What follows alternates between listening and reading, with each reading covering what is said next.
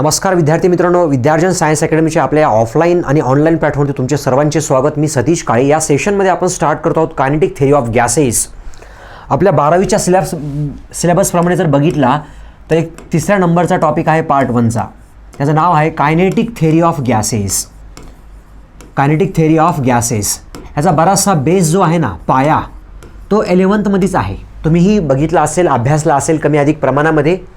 So तुमचा जसा अभ्यास तसा अभ्यास असू द्या, पण स्टार्ट करूया आपण या सेशनला डिटेलमध्ये. कायनेटिक थेरी ऑफ गॅसेसमध्ये काय बघणार बरं आपण एक्झॅक्टली, तो ऑब्वियसली कायनेटिक एनर्जीचा उल्लेख असणार. याच्यामध्ये कायनेटिक एनर्जी आणि टेम्परेचर ह्यांचं डिपेंडन्सी आपल्याला दाखवायची आहे ॲक्च्युली. आता गॅसेस म्हणले आपल्या आजूबाजूला हे गॅसेसच आहेत. इयरमध्ये मी सध्या लेक्चर तुम्हाला ब्रॉडकास्ट करत आहे. तुमच्यासमोरही तुम्ही इयरमधनंच मला ऐकत आहात. ब्रॉडकास्ट म्हणण्यापेक्षा रेकॉर्ड करत आहे. ओके, सो याच्यामध्ये कायनेटिक थेरीमध्ये काही अझम्पशन्स असतात बेसिक लेवलचे. त्याच टाईपमध्ये गॅसेस कुठले घेणार आपण, तर मुख्यतः हवा घेऊ शकतो, हायड्रोजन, हेलियम घेऊ शकतो आपल्या उदाहरणासाठी.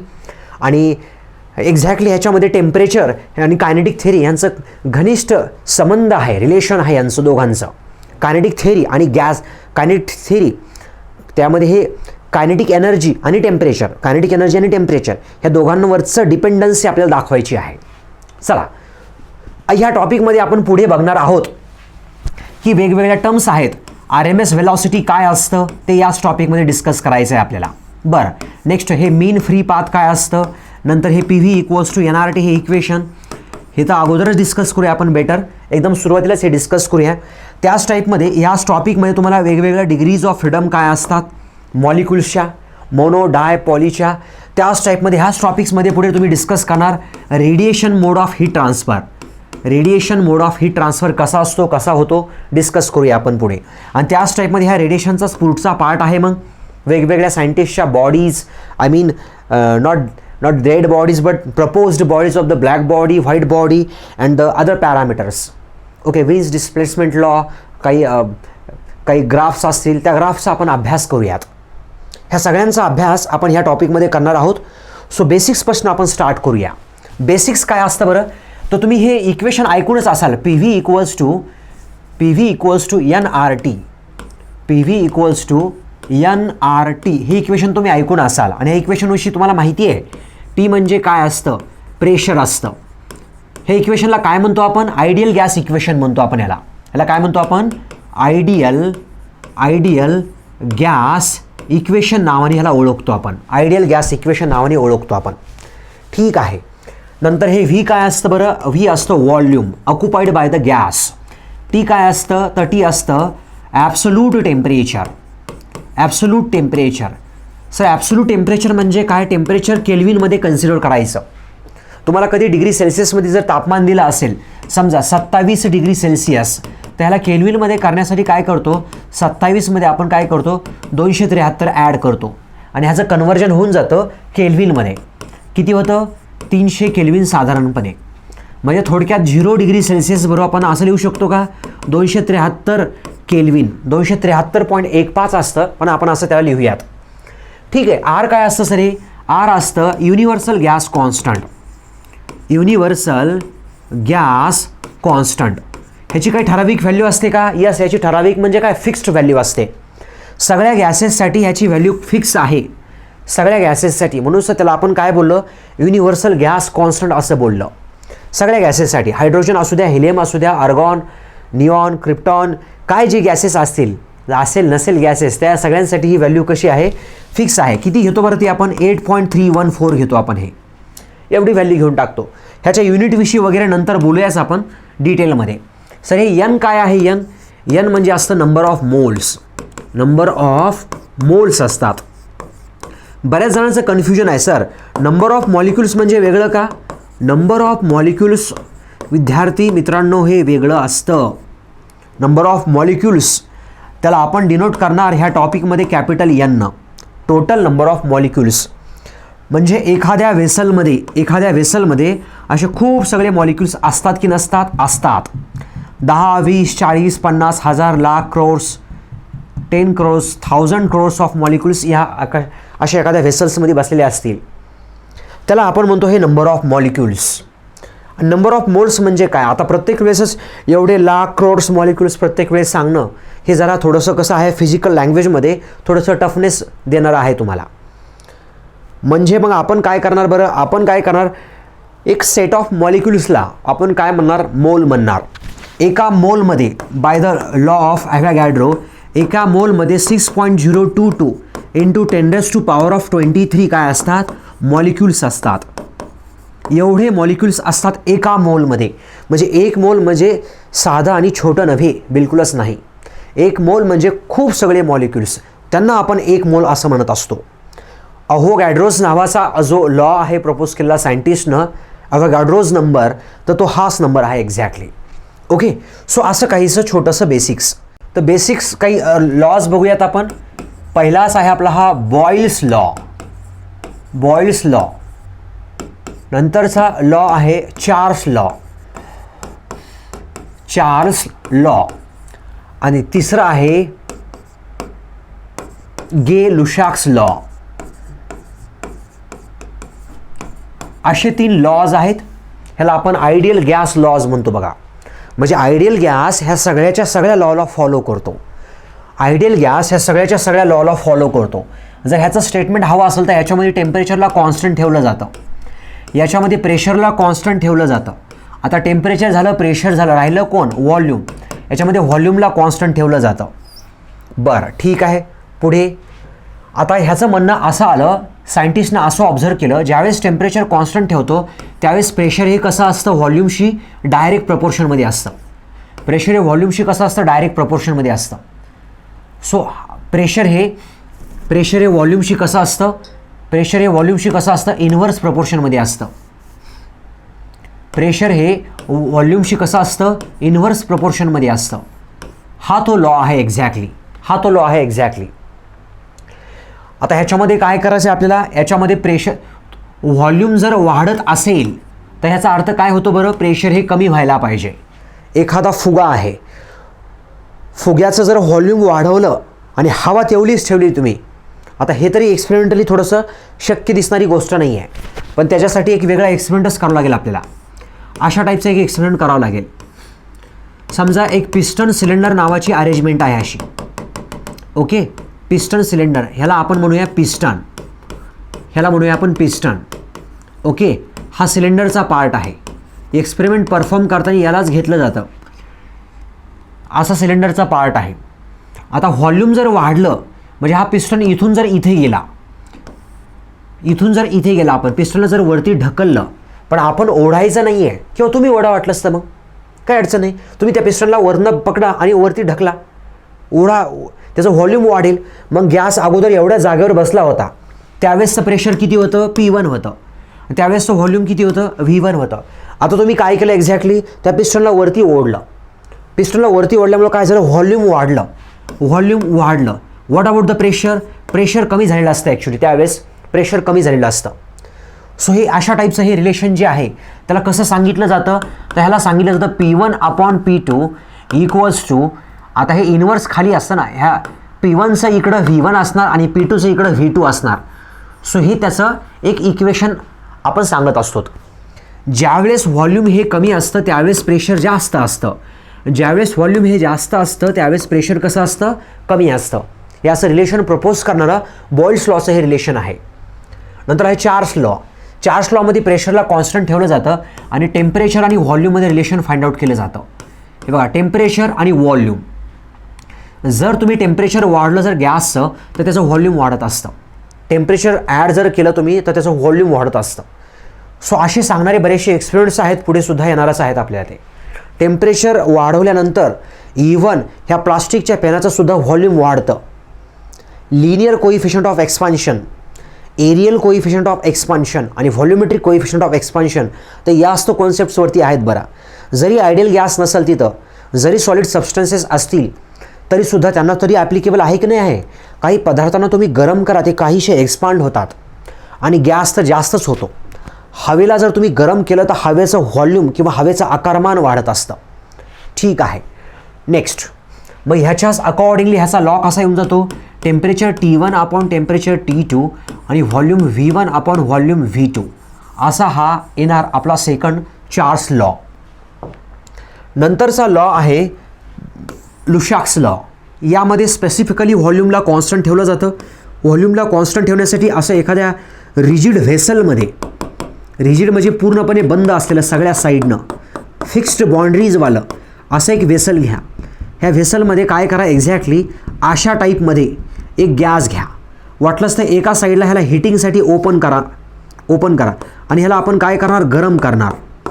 ह्याच्यामध्ये हीट ॲड करणार आपण, हीट ॲड करणार. तर हीट ॲड केल्यामुळे काय होणार, ह्याचं लगेचच टेम्परेचर वाढणार. आता ते टेम्परेचर वाढल्यामुळे ते सगळ्या साईडनं ह्याला ढकलणार आतल्या साईडनं.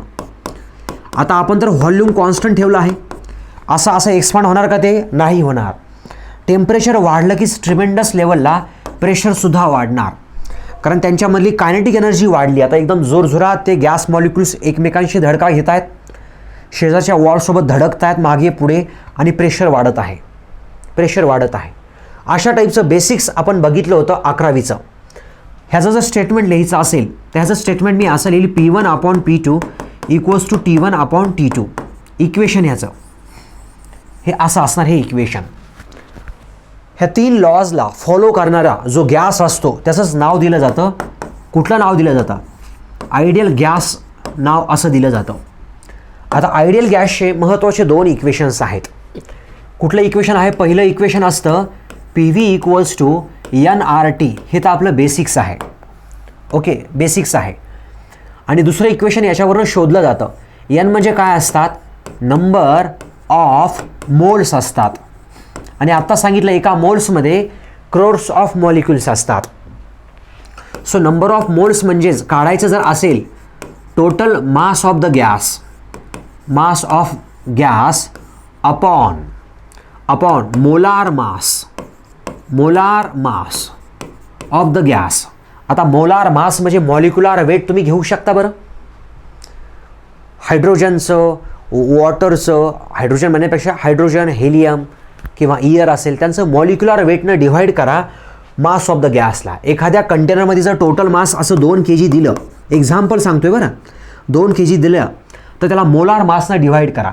समजा मोलार मास किती, 16 आहे, 16, पण ते कशामध्ये असतं, ग्राममध्ये असतं. आता तुम्हाला ह्याला मोल्समध्ये 2 kg अपॉन 16 ग्राम. ग्रामचं कन्वर्जन कसं करतो आपण, 10⁻³ न मल्टिप्लाय करायचं. कारण तुम्हाला माहिती आहे 1 किलोग्राम बरोबर किती असतं, 10⁻³ ग्राम असतं. मग 1 ग्राम बरोबर किती येणार, ह्याला इकडे पाठवा, -3 काय येणार, kg येणार. अशा टाईपचं कन्वर्जन तुम्हाला पुढे लागणार आहे. अशा पद्धतीने तुम्ही टोटल नंबर ऑफ मोल्स काढू शकता त्याला डिव्हाइड करून. चला, मास ऑफ द गॅस आपण मोलार मास ऑफ द गॅसला आपण कधी स्मॉल m लिहितो आणि ह्याला मोलार मासला आपण MO लिहिणार आहोत. n काढण्याची दुसरी पद्धती जी आहे ती आहे capital N upon Avogadro's number. Capital M म्हणजे काय असतं, तर टोटल नंबर ऑफ मॉलिक्युल्स असतात. हे टोटल नंबर ऑफ मॉलिक्युल्स असतात, हे मॉलिक्युल्स असतात. आणि हे काय आहे, अव्होगॅड्रोज नंबर. ओके, ठरलेला नंबर आता सांगितला आहे मी तुम्हाला. हे 2 फॉर्म्युले तुम्ही ध्यानात ठेवायचे. कशासाठी, तर नंबर ऑफ मोल्स काढण्यासाठी. ठीक आहे, हे काही विशेष नाही, हे इक्वेशनविषयी ऑलरेडी आपण बोललेलो आहोत. मात्र आपल्याला पुढचं महत्त्वाचं ह्याचं कन्वर्जन घ्यायचं आहे किंवा इक्वेशन बघायचं आहे. तर दुसरं इक्वेशन इथं लिहिण्यास मी सुरुवात करतो. प्रेशरला P, व्हॉल्यूमला V ठेवतो. हे यांच्या ऐवजी काय करतो मी, यांच्या ऐवजी n/NA रिप्लेस करतो. ह्याला n/NA इंटू कोण आहे, RT आहे. बट तुम्ही जर बघितलं ह्या नंबरला एक विशिष्ट नाव आहे, NA/R/NA आपण एका वेगळ्या कॉन्स्टंटनं रिप्लेस करणार आहोत. त्या कॉन्स्टंटला म्हणतो आपण बोल्ट्झमन कॉन्स्टंट. हे घ्या, बोल्ट्झमन कॉन्स्टंट. याची एक ठराविक व्हॅल्यू आहे, कॉन्स्टंट असतो हा 1.38 वाली व्हॅल्यू आहे. याची सुद्धा व्हॅल्यू हवी असेल तर 1.38 इंटू 10⁻⁻23 हे जूल पर केल्विन असतो. हा बोल्ट्झमन कॉन्स्टंट असा असतो. ठीक आहे, पुढे काय येते, R/NA ला मी रिप्लेस करतो त्या व्हॅल्यूनं. सो PV = हे n जशास तसं R/Na stands for the Boltzmann constant into absolute temperature. तर हे तुम्हाला एक नवीन इक्वेशन आलं, PV equals to NkBT. Equation हे असो की इक्वेशन हे असो, ह्याला म्हणतो आपण इक्वेशन ऑफ स्टेट. ह्यांचं नाव काय आहे आणखी एक? Equation of state. Equation of state महत्त्वाचं इक्वेशन आहे. प्रेशर, टेम्परेचर आणि व्हॉल्यूम ह्यांची माहिती कलेक्ट करून आपण एक्झॅक्टली गॅसची स्टेट सांगू शकतो. गॅसची स्टेट सांगू शकतो. ओके, त्यामुळे ह्याला एक इक्वेशन ऑफ स्टेट संबंधलं जातं, बोललं जातं. आता हे तर अत्यंत महत्त्वाचं इक्वेशन आहे, ह्याच्याबद्दल काही सांगण्याची गरजच नाही आहे बरं. आणि ह्या इक्वेशनचा अभ्यास आपल्याला ह्या टॉपिकमध्ये कमी अधिक प्रमाणात होणारच आहे. ओके, पुढचं मात्र नंतरचं डिस्कशन आपलं असं असणार. सर हे आयडियल गॅस हा प्रकार काय असतो? आयडियल गॅस आणि त्याच्या पुढे असतो हा real gas. Real gas exactly ह्या दोघात डिफरन्स काय आहे आणि असतो काय बरं? आयडियल गॅस म्हणजे PV equals to NRT equation follow करणारा गॅस, जो gas at all pressure and at all temperatures काय करतो? ह्या इक्वेशनला फॉलो करतो. त्याला आपण काय म्हणतो? आयडियल गॅस असं म्हणतो. आणि इकडं रियल गॅस म्हणजे ह्या इक्वेशनला ओबे न करणारा, फॉलो न करणारा सगळ्या टेम्परेचर आणि सगळ्या प्रेशरला. रियल गॅसचं मग एक वेगळंच इक्वेशन आहे. त्याचं इक्वेशन आहे van der Waals equation of state म्हणलं जातं. ओके, अशा टाईपचं एक इक्वेशन आहे. P इक्वल्स टू A+V² आणि V-R कॉन्स्टंटवालं इक्वेशन एक आहे. मात्र मी आत्ता काही त्याला लिहित नाही कारण लागत नाही. ओके, रियल गॅस हे इक्वेशन फॉलो करत नाही. आयडियल गॅस सगळे आयडियल इक्वेशन्स किंवा आयडियल लॉस फॉलो करतो किंवा हे इक्वेशनला फॉलो करतो सिम्पलेस्टमध्ये. आता इंटरमॉलिक्युलर फोर्सेस आपण कन्सिडर करत नाही आयडियल गॅसेसमध्ये. No intermolecular forces.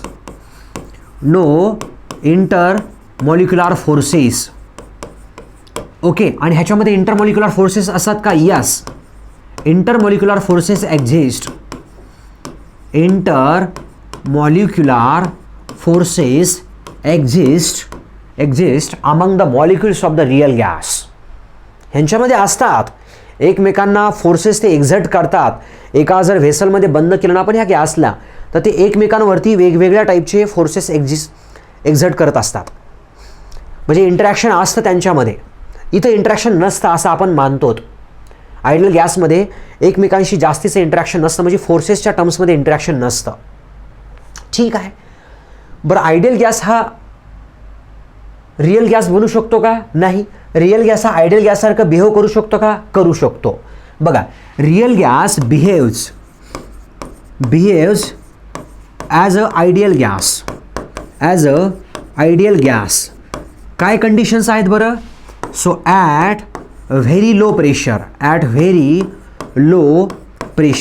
ज्यावेळेस प्रेशर फारच कमी असेल, अँड व्हेरी हाय टेम्परेचर ही याची कंडिशन आहे. एकदम कमीत कमी प्रेशर असणं आणि जास्तीत जास्त तापमान असणं त्यावेळेसच असं होऊ शकतं. नेमकं कमीच कमी प्रेशरला काय होतं? प्रेशर कमी असणं म्हणजे तुम्ही समजू शकता का?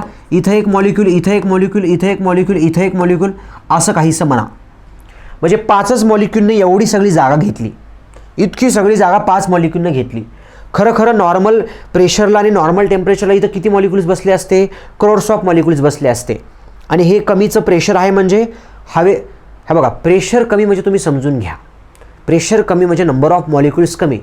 दिलेल्या जागेमध्ये नंबर ऑफ मॉलिक्यूल्स कमी, दिलेल्या जागेमध्ये number of molecules gas molecules कमी, त्याला आपण कमी प्रेशर म्हणतो. एखादी पाणी प्यायची बॉटल घ्यायची, त्यातली सगळी हवा काढून टाकायची, आपण काय म्हणणार? आतमध्ये व्हॅक्यूम तयार झालं, जसं की होणार की नाही होणार? सो तशीच कंडिशन आहे ती. सो एकदम कमी प्रेशर असणं म्हणजेच असं काहीसं आहे. ठीक आहे, कमी प्रेशरला काय होतं? 2 मॉलिक्यूल्समधला गॅप खूप मोठा असतो, 2 मॉलिक्यूल्समध्ये अंतर खूप जास्तीचं असतं. त्यामुळे ते एकमेकांवरती इंटरॅक्ट करत नाहीत, फोर्स एक्झर्ट करत नाहीत, ते दूर दूर असतात. आणि जास्त टेम्परेचरला काय होतं? ते मोठ्या मोठ्या ॲम्प्लिट्यूडनं व्हायब्रेट करतात, सो एकमेकांशी इंटरॅक्ट करण्यास आणि हे इंटरमॉलिक्युलर फोर्सेस एक्झिस्ट करण्यास त्यांना तेवढा जागा तर पाहिजे, स्पेस पाहिजे, वेळ पाहिजे. सो ह्या कारणामुळं आपण काय म्हणतो की आयडियल गॅससारखा रिअल गॅस बिहेव करतो, पण तो ह्या कंडिशनला बिहेव करतो, तो ह्या स्पेसिफिक कंडिशनला बिहेव करतो.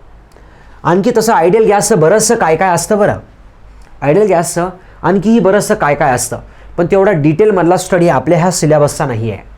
तो हायर इंजिनिअरिंगला असतो. त्याच्यामध्ये आयडियल गॅस अझम्पशन्स म्हणून एक वेगळा पॉईंटच आहे सेपरेट. त्याच्यामध्ये त्याचे सगळेच आपण अझम्पशन स्टडी करतो आणि पुढच्या ह्या गोष्टी बऱ्याचशा स्टडी करतो. इथं at a low pressure or very high temperature असं तुम्ही लिहू शकता बरं. एक तर ही कंडिशन किंवा ती कंडिशन, एक तर ही कंडिशन किंवा ती कंडिशन. वॉन डर वॉल्स तुम्हाला इक्वेशन जर हवं असेल तर P+AN/B² हे कॉन्स्टंट्स आहेत बरं. नंतर V - NB नुसतं NB = nRT असं ना आपलं ते nRT वालं, हे जशास तसं nRT राहून जातं. यालाच आपण काय म्हणतो तर यालाच आपण म्हणत असतो van der Waals equation. Okay. So ideal gas आणि रिअल गॅस एकदम कमीच्या प्रेशरला किंवा एकदमच जास्तीच्या टेम्परेचरला हे अशा टाईपमध्ये बिहेव करतं. नंतरचं आहे मीन फ्री पाथ. बघा कन्सेप्ट समजून घेण्यासारखं आहे. मीन हे फ्री पाथ, त्याला डिनोट करतो आपण लॅम्डानं. असं एखादं व्हेसल घ्या, त्या व्हेसलमध्ये असा गॅस टाका, तुम्ही टाका असा गॅस त्या व्हेसलमध्ये, असा काहीसा टाकला. पुढे काय बरं, आता तुम्हाला जर मी प्रश्न विचारला, सांगा बरं ह्यांच्यामध्ये कोलिजन्स होत असतील का? होत असतील ना कोलिजन, का बरं नाही होणार कोलिजन्स? कित्येक तरी ह्यांच्या धडका होत असतील, कोलिजन्स होत असतील एकमेकांशी. आता कोलिजन झाली ह्यांच्यामध्ये काय होतं, एक्झाम्पल ह्या मॉलिक्युल्समध्ये आणि इकडनं येणाऱ्या मॉलिक्युल्समध्ये अशी कोलिजन झाली, इथे झाली, टक्कर झाली दोघांची. हा मॉलिक्यूल इकडे येत होता, हा मॉलिक्यूल इकडे येत होता, हा मॉलिक्यूल इकडे जात होता. हा टक्कर झाल्यानंतर हा इकडे चालला, हा टक्कर झाल्यानंतर हा इकडे चालला. बघा त्यांनी एकमेकांचा रस्ता चेंज केला, व्हेलॉसिटी बदलली की नाही बदलली? हा येत होता 100च्या स्पीडनं, हा 40च्या स्पीडनं, 100च्या स्पीडनं 40च्या स्पीडनं. ह्यांची कोलिजन झाली. कुठली कोलिजन झाली? परफेक्टली इलॅस्टिक कोलिजन आपण मानत असतो त्याच्यामध्ये, परफेक्टली इलॅस्टिक कोलिजन. ह्या कोलिजनमध्ये काय असतं? एनर्जीचं कॉन्झर्वेशन असतं. म्हणजे एनर्जीची काय होते? देवाणघेवाण होते. फक्त एनर्जी वाया जात नाही. Like a heat, like a sound, अशा टाईपमध्ये एनर्जी वेस्ट होत नसते. एनर्जी कॉन्झर्वेशन असतं आणि मोमेंटम कॉन्झर्वेशनसुद्धा असतं. मोमेंटम कॉन्झर्वेशन असतं म्हणजे एकमेकांचं मोमेंटम एक्सचेंज होतं. टोटल एनर्जी कॉन्स्टंट राहते हे याचं म्हणणं आहे. टोटल एनर्जी कॉन्स्टंट राहते आणि मॉलिक्युलर मोमेंटम एक्सचेंज किंवा मोमेंटम कॉन्झर्वेशन असतं. ह्याची 100ची स्पीड होती, ह्याची 40ची स्पीड होती. आता हा चालला आहे 40च्या स्पीडनं आणि हा चालला आहे 100च्या स्पीडनं. 100ची स्पीड 40ची स्पीड एकमेकांशी त्यांनी देवाणघेवाण केली कायनेटिक एनर्जीची. 100च्या स्पीडवाला काय करतो? 40ला काय करतो? टक्कर मारतो आणि 40वाला पळतो 100नं. 40वाला काय करतो? 100ला टक्कर मारतो आणि 100वाला पळतो 40नं. अशा प्रकारे त्यांची कोलिजन होत असते आयडियली, आपण असं मानतो. ठीक आहे, डन. पुढे काय बरं? एका कोलिजन नंतर हे बघा, ह्या कोलिजन नंतर तो इथं कसा आला? एकदम स्ट्रेट लाईनमध्ये आला. ह्या कोलिजन नंतर तो मे बी नेक्स्ट कोलिजनपर्यंत कसा येणार? स्ट्रेट लाईनपर्यंत येणार. नंतर ही कोलिजन झाली, डायरेक्ट इथंच झाली कोलिजन. इथं झाली, डायरेक्टली इथे झाली कोलिजन. इथे झाली, इथे झाली कोलिजन. इथे झाली कोलिजन, इकडे झाली कोलिजन्स. दोन कोलिजन्समध्ये आपण जर बघितलं, दोन कोलिजन्समध्ये एक ठराविक स्ट्रेट लाईनचं अंतर आहे. एक ठराविक स्ट्रेट लाईनचं अंतर आहे. त्यालाच आपण काय म्हणतो? मीन फ्री पाथ म्हणतो. ॲव्हरेज बेसिसवरती याचा स्टडी केला जातो. Average distance between two successive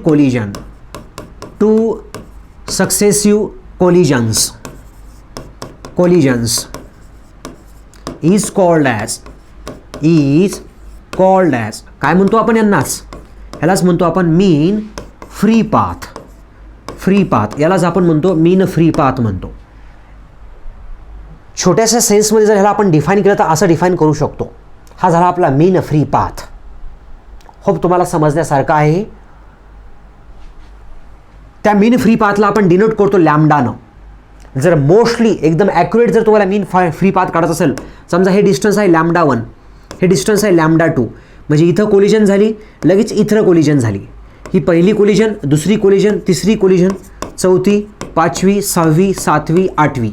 so lambda 1, lambda 2, lambda 3, lambda 4, lambda 5, lambda 6. मग हे मीन फ्री पाथ आपण कसं काढणार? So lambda equals to lambda 1 plus lambda 2 plus lambda 3. अशा कित्येक कोलिजन्स होत असतील, n नंबर ऑफ कोलिजन्स होत असतील. ह्या सगळ्यांचं ॲव्हरेज घ्या, ह्या सगळ्यांचं ॲव्हरेज घ्या. याला सुद्धा तुम्ही काय म्हणता? मीन फ्री पाथ म्हणता. मीन फ्री पाथ असं आपण म्हणत असतो याला. मीन फ्री पाथ हा कशावरती डिपेंडंट आहे? कुठल्या फॅक्टर्सवरती हा अवलंबून असतो मीन फ्री पाथ? तर आहेत असे काहीशे फॅक्टर. फॅक्टर नंबर 1 आहे कॅपिटल एन. कॅपिटल एन म्हणजे total number of what? Molecules. आता तुम्ही सांगा मला, या केसमध्ये जर नंबर ऑफ मॉलिक्युल्स जर आपण वाढवले, म्हणजे त्या कंटेनरची साईज तेवढीच, आणखी मी काय केलं, हजारो लाखो मॉलिक्युल्स ॲड केले, मीन फ्री पाथ वाढणार की कमी होणार? लॅम्डाची व्हॅल्यू वाढणार की कमी होणार? दोन कोलिजनमधलं अंतर वाढणार की कमी होणार?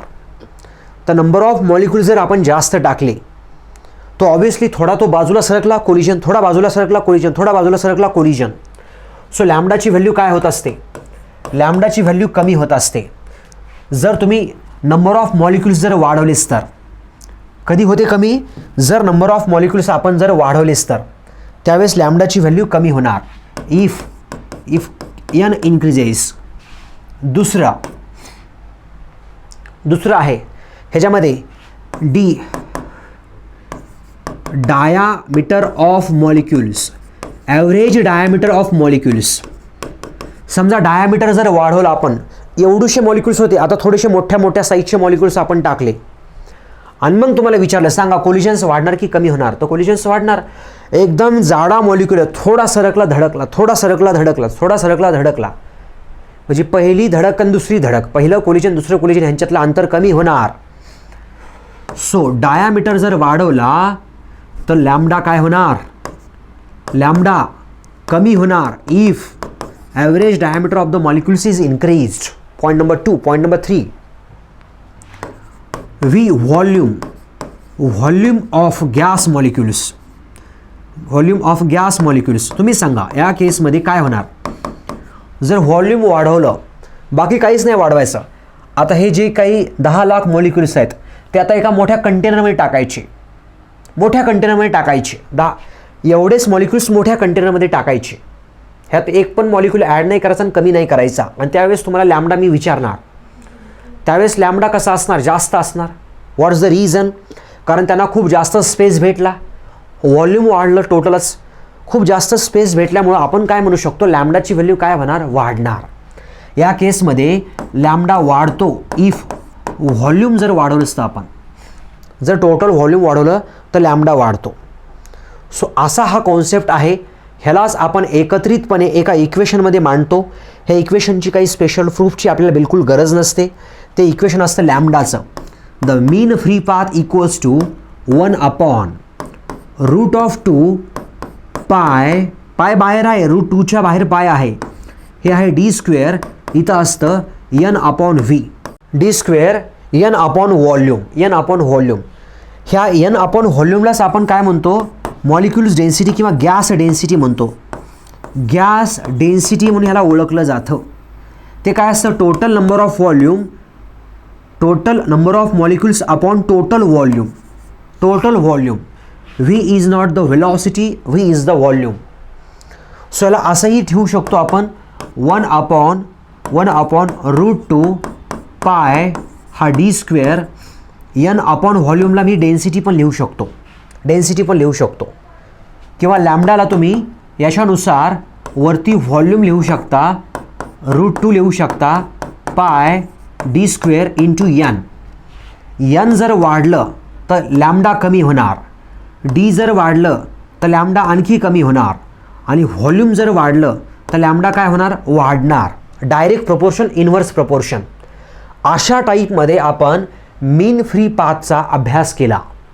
ओके, मीन फ्री पाथचा अभ्यास केला. मीन फ्री पाथला कशामध्ये मोजू शकतो आपण? मीटरमध्ये मोजू शकतो. दोन कोलिजनमधलं हे अंतर आहे, ॲव्हरेज डिस्टन्स आहे. सो आपण इथं थांबूयात मित्रांनो. धन्यवाद.